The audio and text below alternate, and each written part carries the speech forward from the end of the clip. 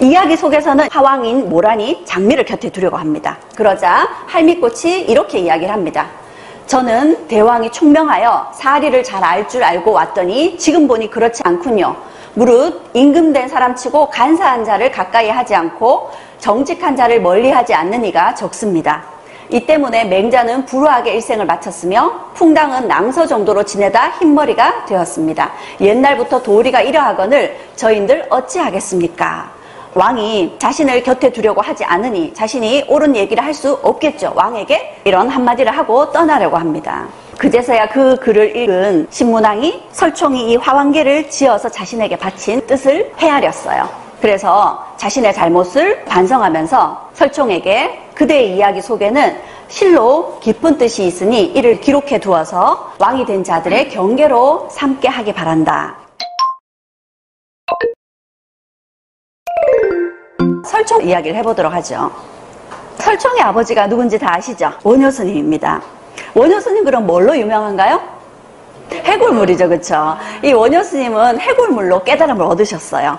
그래서 당나라 유학을 가려던 걸 포기하고 돌아와서 신라 백성들에게 깨닫는 건 별로 어려운 게 아니다.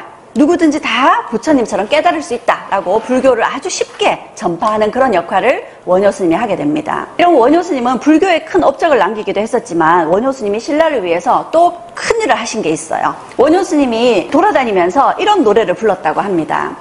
자루 없는 도끼를 내게 주시오. 그러면 내가 하늘을 떠받칠 기둥을 찍을 테요. 이런 노래를 부르면서 다녔는데 이 노랫말의 뜻을 아무도 못 알아들었어요.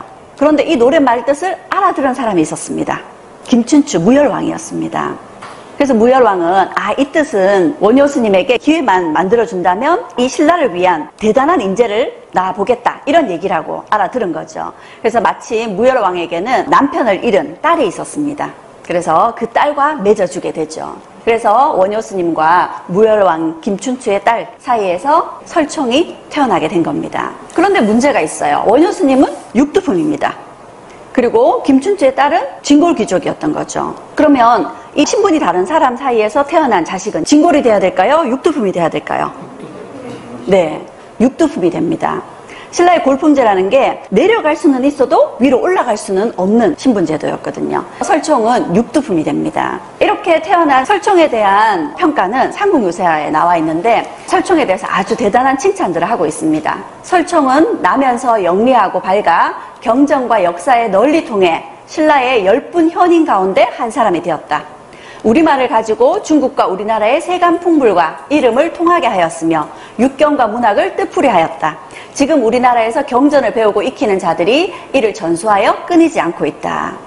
이렇게 설총은 굉장히 똑똑한 인물이고 신라의 10번째 손가락 안에 드는 사람 중에 한 사람이라는 거죠. 그리고 중국의 문화를 전해줘서 신라의 문학이나 유교 경전의 발전에 큰 역할을 했다 이렇게 적혀 있습니다. 이런 설총이 뜻을 펼칠 수 있었던 것은 신문왕 덕분이었습니다. 신문왕이 육두품을 등용하기 때문에 가능했던 거죠. 그럼 이 신문왕이라는 사람은 왜 진골이 아니라 육두품인 설총을 등용했을까요? 신문왕에 대해서 한번 들여다보겠는데요. 여기가 경주에 가면 만날 수 있는 신문왕릉입니다.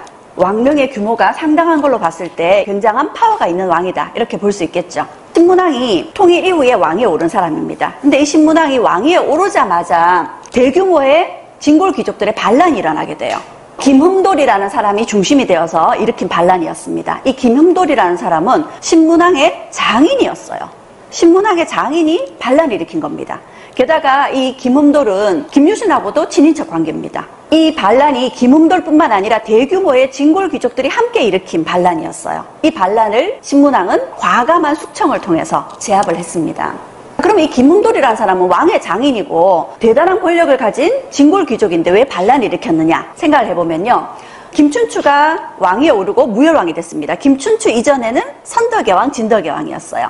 선덕의 왕과 진덕의 왕이 여왕이 될 수 있었던 것은 골품제 때문이죠. 송골만 왕위에 오를 수 있는데 그 당시에는 송골인 남자가 없어서 선덕의 왕과 진덕의 왕이 왕위에 올랐습니다. 근데 선덕의 왕, 진덕의 왕 역시 결혼을 하지 않았죠. 그리고 결혼을 할 수 있는 송골 남자가 없었습니다. 그럼 당연히 송골은 대가 끊기게 되겠죠. 왕위는 어차피 진골로 와야 됩니다. 진골이 많은 남자들 중에 김춘추가 왕위에 오르게 됩니다.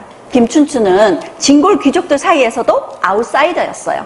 왜냐하면 김춘추의 할아버지가 진지왕이라는 성골 출신의 왕이었습니다. 그런데 퇴출당했어요. 쫓겨난 왕입니다. 쫓겨나면서 진골로 강등이 됐어요. 그랬던 김춘추를 다시 왕위에 올릴 수 없죠. 그래서 김춘추는 아웃사이더였습니다. 굉장히 능력이 출중하고 인물도 뛰어나고 그랬지만 아웃사이더였어요. 그런데 이 김춘추가 왕위에 올랐습니다. 누구 덕분에? 자신의 능력 덕분이기도 하지만 김유신과 결연을 하면서 김유신 덕택에 왕위에 오를 수 있었습니다. 그리고 김춘추는 김유신과 함께 나당연합을 체결하고 백제를 멸망시키죠. 그리고 나서 문무왕이 즉위를 합니다. 문무왕은 경주에 있는 문무대왕릉으로 유명한 사람이죠. 동해 바다를 지키는 용이 되겠다 해서 바다의 장례를 치러달라 했잖아요. 이 문무왕 때는 고구려를 멸망시키고 당나라를 몰아내고 삼국통일을 완성했습니다. 이때는 진골 귀족들이 반란을 일으키지 않았어요. 그런데 문무왕의 뒤를 이어서 신문왕이 즉위하자마자 반란을 일으킵니다. 왜요? 그동안은 김유신이 살아있었어요. 김유신에게 맞설 용기를 내지 못합니다. 게다가 이 시기는 삼국을 통일하는 전쟁 중이었잖아요. 전쟁 중에 내란을 일으키면 안 되겠죠. 그래서 참고 있었던 겁니다. 그러다가 김유신이 죽고 통일이 되었고 신문왕이 즉위하자 반란을 일으켰던 거죠. 신문왕의 왕권이 더 강해지기 전에 왕권을 제한하면서 자신들의 세력을 키우려고 했던 겁니다. 그래서 김응돌의 난이 일어났던 거죠. 그러면 신문왕은 김응돌의 난을 진압하고 나서 진골 귀족들을 눌러야 되겠죠. 진골 귀족들을 누르는 대신에 왕이 통치를 하려면 인재가 있어야 되잖아요. 그래서 인재를 구하기 위해서 국학이라는 국립대학을 설립합니다. 그리고 여기서 적극적으로 진골 대신에 육두품 인재들을 키우는 거죠. 이런 정책 때문에 설총이 신문왕 곁에서 자신의 능력을 발휘할 수 있는 기회를 얻게 된 거죠. 그래서 진골 대신에 육두품을 곁에 두게 됩니다. 그 덕택에 신문왕은 굉장히 큰 일들을 해냈어요. 삼국을 통일하고 난 후에 행정구역을 새롭게 편성하기도 하고요. 수도를 새롭게 옮기려고 하는 시도도 했었습니다. 그리고 신라 출신의 병사들로 하여금 서울, 그러니까 그 당시에 경주를 지키게 하는 것이 아니라 백제 출신, 고구려 출신, 심지어는 말갈 출신들까지 함께 군권을 맡기려고 한 거죠. 이거는 삼국의 백성들을 통합하고자 했던 신문왕의 노력이기도 했습니다. 이런 일들을 신문왕이 멋지게 해냈기 때문에 신문왕은 통일 이후에 강력한 왕권을 구축하고 역사에서 존경받는 뛰어난 업적을 남긴 왕으로 평가받고 있습니다. 신문왕이 설총을 능력이 뛰어난 인재였기 때문에 곁에 뒀었죠. 그런데 이 신문왕이 설총을 더욱더 총애하게 된 계기가 있었습니다. 하루는 신문왕이 설총에게 재밌는 이야기를 좀 해달라 합니다. 그 당시에 신문왕은 엄청난 권력을 가지고 있고요. 또 큰 일들을 많이 해냈습니다. 그러니 어깨가 으쓱하겠죠. 자신감이 이만큼 치고 올라왔어요.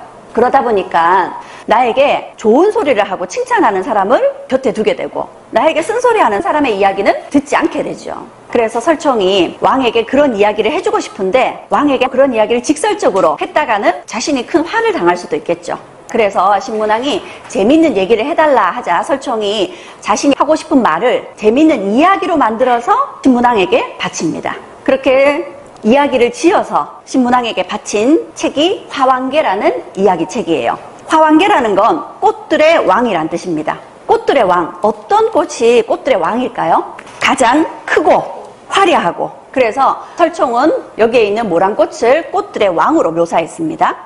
그리고 이 모란꽃에게 어느 날 이렇게 날씬하고 예쁜 여성처럼 아주 어여쁜 장미가 와서 이렇게 이야기를 합니다. 왕이시여, 저를 곁에 둬주세요. 그러면 제가 왕을 위해서 충성을 바칠 겁니다. 이렇게 좋은 이야기들을 속삭입니다. 그러자 이번에는 허리가 구부러지고 머리가 하얗게 쉬고 아주 볼품없이 얼굴에 주름이 자글자글한 노인의 모습을 한 할미꽃이 다가와서 이렇게 얘기를 합니다. 왕께서 나를 곁에 두시면 내가 왕을 위해서 왕이 가야 할 길, 왕이 새겨들어야 될 그런 말들을 솔직하게 해줄 겁니다. 이렇게 이야기를 합니다. 자, 신문왕은 어떤 꽃을 곁에 두려고 했을까요? 장미겠죠, 그렇죠? 그런데 이야기 속에서는 화왕인 모란이 장미를 곁에 두려고 합니다. 그러자 할미꽃이 이렇게 이야기를 합니다. 저는 대왕이 총명하여 사리를 잘 알 줄 알고 왔더니 지금 보니 그렇지 않군요. 무릇 임금된 사람치고 간사한 자를 가까이 하지 않고 정직한 자를 멀리하지 않는 이가 적습니다. 이 때문에 맹자는 불우하게 일생을 마쳤으며 풍당은 낭서 정도로 지내다 흰머리가 되었습니다. 옛날부터 도리가 이러하거늘 저인들 어찌하겠습니까? 왕이 자신을 곁에 두려고 하지 않으니 자신이 옳은 얘기를 할 수 없겠죠. 왕에게 이런 한마디를 하고 떠나려고 합니다. 그제서야 그 글을 읽은 신문왕이 설총이 이 화왕계를 지어서 자신에게 바친 뜻을 헤아렸어요. 그래서 자신의 잘못을 반성하면서 설총에게 그대의 이야기 속에는 실로 깊은 뜻이 있으니 이를 기록해 두어서 왕이 된 자들의 경계로 삼게 하기 바란다 해서 화왕계를 기록으로 남기게 한 겁니다. 그리고 그 설총의 화왕계에 아주 깊은 반성과 깊은 감동을 하면서 눈물을 흘렸다고 합니다. 그러니 신문왕이 설총을 더욱더 총애하지 않을 수 없었겠지요. 설총이 지어바친 화왕계라는 이야기를 통해서 깊이 깨달은 신문왕은 이후에 설총을 곁에 두면서 더 옳은 정치, 더 바른 정치를 펼쳤을 겁니다. 신문왕이 정말 좋은 정치를 펼쳤다라는 걸 보여주는 이야기가 있습니다. 하루는 바닷가에 섬이 하나 있는데 이 섬에 대나무가 하나 꽂혀 있었답니다. 그런데 이 섬이 낮이 되면 둘로 쪼개지고 밤이 되면 섬이 합쳐진다는 겁니다. 이상한 일이죠. 이런 이해할 수 없는 일이 일어나면 왕이 직접 이 일이 무엇 때문인지를 파악해야 됩니다. 그래서 배를 타고 바다로 나아갔더니 용이 나타나서 이렇게 이야기를 합니다. 왕을 위하여 바다의 용이 되셨던 문무왕과 하늘의 신이 되셨던 김유신께서 함께 왕에게 선물을 주려고 하신다. 여기에 있는 이 대나무를 베어가서 피리를 만드십시오. 그러면 좋은 일이 있을 겁니다. 그래서 그걸 베어와서 피리를 만들었어요. 그리고 그 피리의 이름을 만파식적이라고 이름 붙였습니다. 외적이 쳐들어왔을 때는 이 피리를 불면 외적이 물러가고, 전염병이 번졌을 때는 피리를 불면 전염병이 가라앉고, 비가 오지 않을 때는 피리를 불면 비가 와주고, 그렇게 이 피리 덕택에 태평성대를 이룰 수 있었다고 하죠. 그런데 그건 정말 피리 덕분이 아니라 신문왕이 설총과 같은 인재를 곁에 두고 좋은 정치를 펼쳤기 때문이다, 이렇게 생각해 볼 수 있습니다. 그걸 이야기를 통해서 후세의 길이 이렇게 전하려 한 거죠. 그리고 설총은 신라 백성들을 위해서 이두라는 걸 만듭니다. 당시 한자를 썼었는데 한자가 너무 어렵죠. 그래서 한자의 음과 뜻을 빌려와서 우리말을 대신 표기하게 했던 이두라는 글자를 만들어서 신라 백성을 위해서 이런 큰 일을 했던 사람이 설총이었습니다. 신라에서 자신의 능력을 펼치기에는 한계가 있었던 육두품이었던 설총이 자신의 뜻을 결국 펼쳐냅니다. 육두품이었던 설총이 뜻을 펼칠 수 있었던 까닭, 뭐라고 정리해 볼 수 있을까요?